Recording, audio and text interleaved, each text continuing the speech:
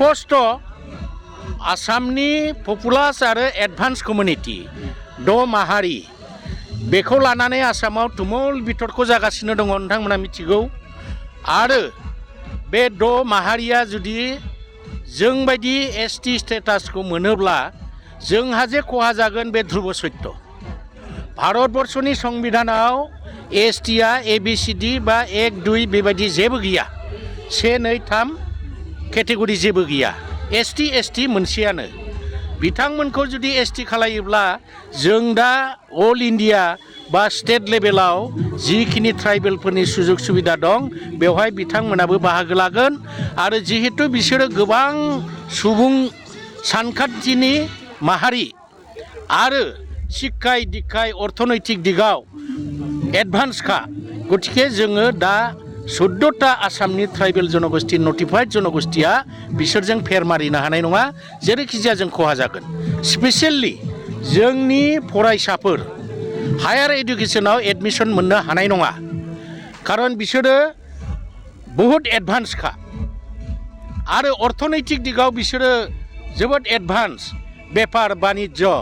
सब खेत्रआवनो जोङो बिसोरजों फेर मारिनो हानाय नङा राजनैतिक दिगाव जिहेतु बिसिनि सुबुङा बांसिन बिनिखायनो राजनैतिक दिगाव जोङो गाव पन्सायतनि मेम्बारनिफ्राय लानानै एमएलए एमपि बेफ्राव जोङो बिसोरजों कम्पिट खालामनो हानाय नङा आरो जों आसामाव ट्राइबेलफ्रा जिथुनाखि दा अट'नमास काउन्सिल मोनदों बे अट'नमास काउन्सिलफ्रावबो बिथांमोना जों लेखिया पार्टिसिपेट खालायगोन इलेक्शनाव कन्टेस्ट खालायगोन जोंनि जिथुनाखि राजनैतिक अधिकार बेखौ सेनानै लागोन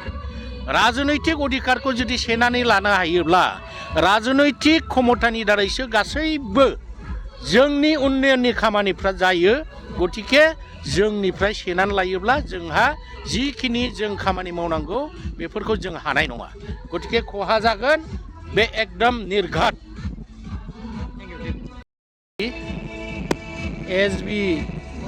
गोजौसिन फरायसालिनि फोथाराव 12थि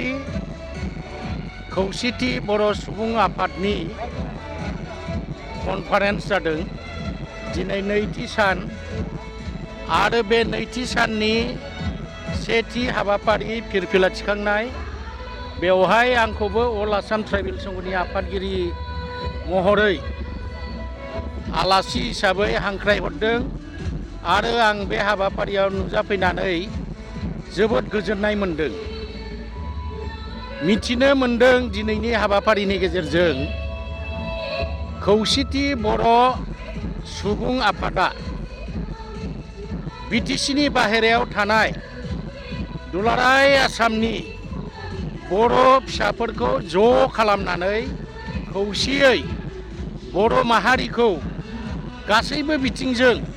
अर्थात राव हारि हारामु अर्थनैतिक राजनैतिक अधिकारनि थाखाय दाबि दावा खालामनानै सायबस्थ' खालायनो बे खौसेथि बर' सुबुं आफादखौ दादों आरो बिथांमोना बे आफादखौ दादोंमोन दानि BKWSनि चिफ मानिनां मिहिनेश्वर बसुमतारीनि दैदेननायाव 2014 सनाव बिथांमोना बे अर्गेनाइजेशनखौ दानानै बिटिसिनि बाहेरायाव थानाय बर' सुबुंफोरनि थाखाय राजनैतिक अधिकार भाषा कृष्टि संस्कृति बेफोरखौ जौगाखांहोनो सरकारनाव दाबि दावा खालामदों रायजो राजाफोरखौ एवारनेस खालायनानै बुथुमदों खौसेयै बोलो होनानै दाबि दावा खालामनायनि परिप्रेक्षितआव आसाम गभर्नमेन्ट सेन्ट्रेल गभर्नमेन्टआ मानिनानै 2020 सननि 27 फेब्रुवारियाव जितु एबसु NDFB मोनब्रै गट बे सान्थि सुक्तियाव UBPखौबो लाफानानै सुक्ति खालायनो बाध्य जादों बे सुक्तिनि गेजेरजों बिटिसिनि बाहेरायाव बर'फोर जेसेबां दङ बिसिनि सर्बांगीन उन्नयननि थाखाय मोनसे राजनैतिक बेबस्थापना खालामनायनि सुक्तिबद्ध खालामनानै क्ल'जआव लाबोदों आरो बिनि दारैनो आसाम गभर्नमेन्टआ बर' कसारी वेलफेयार अट'नमास काउन्सिल दानानै होनानै इन्टारिम काउन्सिल दानानै दा खामानि मावगासिनो दङ बेखौ मिथिनानै आङो जोबोद गोजोननाय मोन्दों आरो आं आसा खालामो बे इउबिपिअनि दारै बिटिसिनि बाहेरानि बर'फोरा ज'यैनो जोंनि बर' माहारिखौ गासैबो बिथिंजों जौगाखांहोनायजों लोगोसे बड'फा उपेन्द्रनाथ ब्रह्मनि जिथु सिमां बर' हारिखौ बुहुमाव गेरेमसा माहारि हिसाबै प्रतिष्ठित खालायनाय बे हाबाफारिखौ खौसेथि बर' सुबुं आफादा मावनानै हेफाजाब होलांनो हागोन आं बेखौ बिसास खालामो आरो आङो इउबिपिअनि दैदेनगिरिफोरखौ दिनै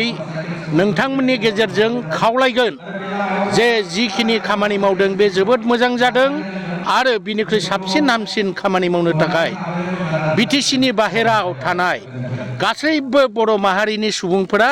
बेवहाय ज' खौसेयै थानानै खामानि मावनो थाखाय आरो दैदेनगिरिफोरखौबो निष्ठा भाबै खामानि मावलांनो थाखाय आङो खावलायदों।